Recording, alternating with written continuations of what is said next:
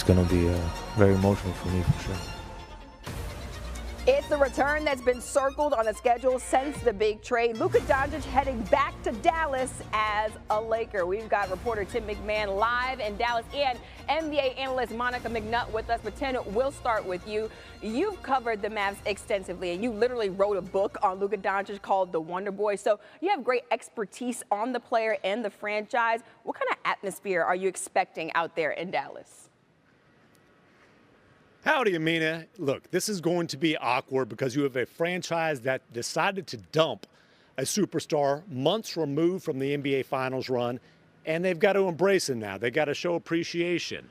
These are the T-shirts that are going to be on every seat at the American Airlines Center. This translates to thanks for everything.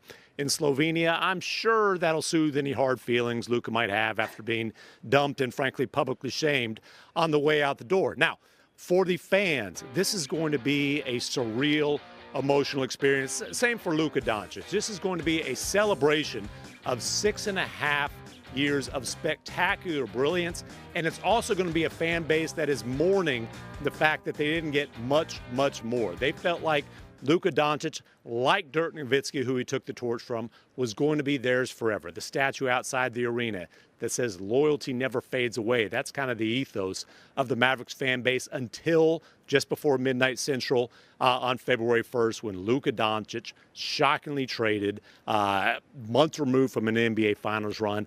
And there's been a lot of anger. There's been a lot of outrage. There's been apathy.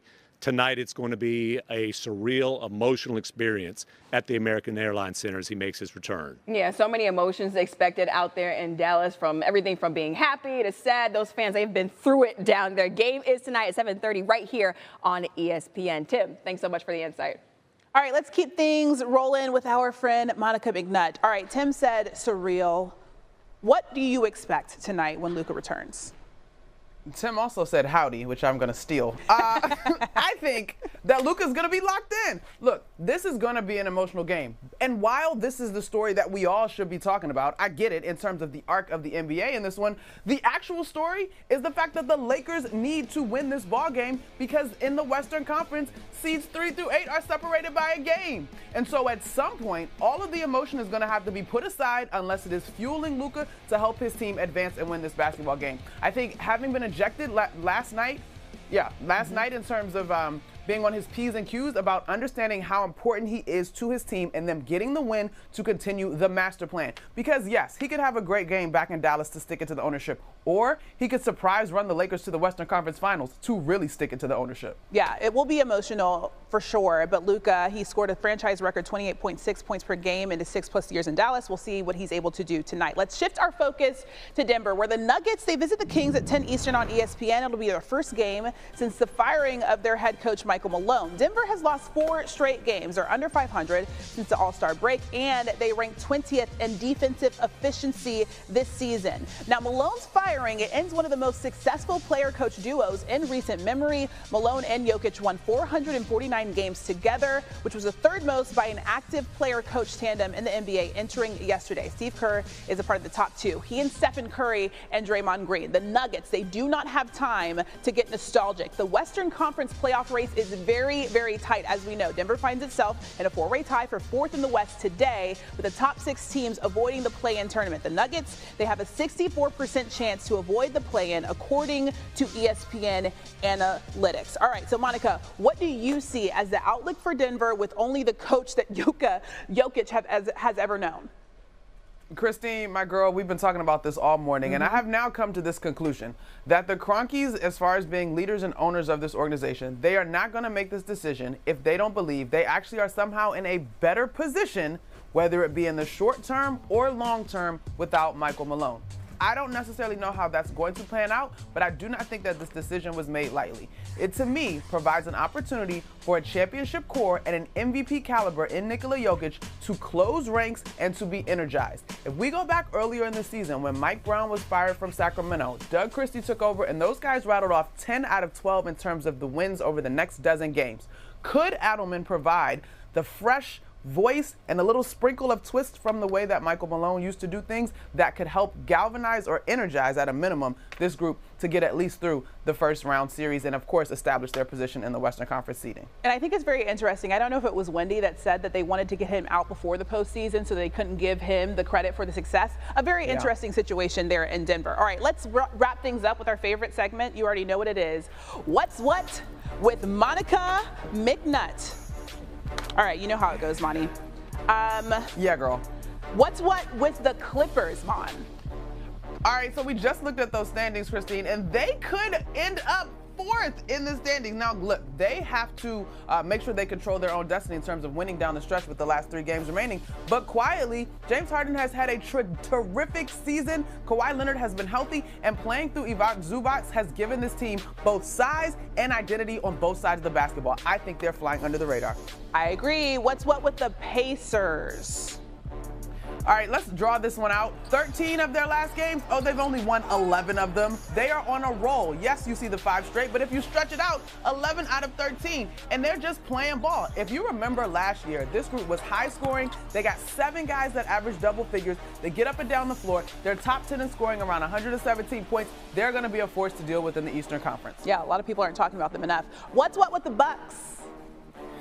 This one is a little tricky for me, Christine. I have noticed, and everyone should have noticed, Giannis Antetokounmpo 3 consecutive triple-doubles now, and that huge comeback last night after being down 24 points to get the win over Minnesota.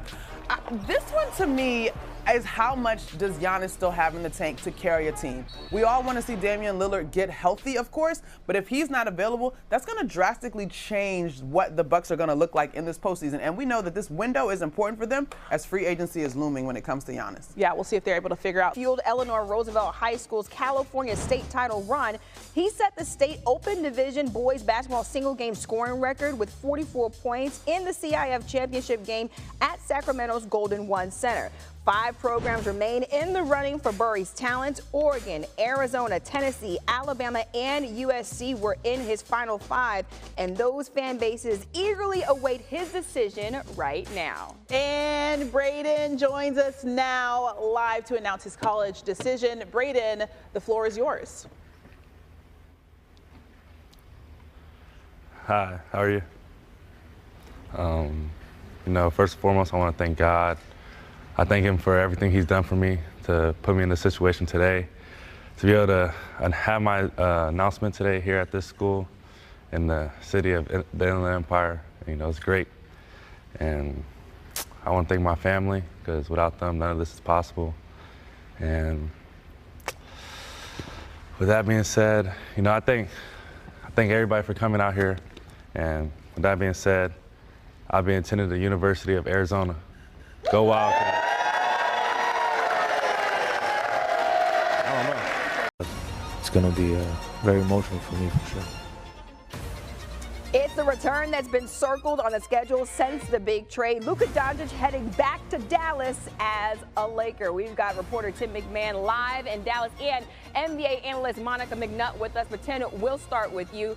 You've covered the Mavs extensively, and you literally wrote a book on Luka Doncic called The Wonder Boy. So you have great expertise on the player and the franchise. What kind of atmosphere are you expecting out there in Dallas?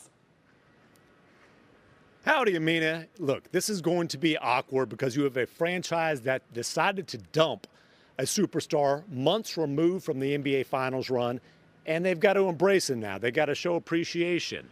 These are the T-shirts that are going to be on every seat at the American Airlines Center. This translates to thanks for everything. In Slovenia, I'm sure that'll soothe any hard feelings Luka might have after being dumped and, frankly, publicly shamed on the way out the door. Now, for the fans, this is going to be a surreal, emotional experience. Same for Luka Doncic. This is going to be a celebration of 6.5 years of spectacular brilliance, and it's also going to be a fan base that is mourning the fact that they didn't get much more. They felt like Luka Doncic, like Dirk Nowitzki, who he took the torch from, was going to be theirs forever. The statue outside the arena that says loyalty never fades away. That's kind of the ethos of the Mavericks fan base until just before midnight Central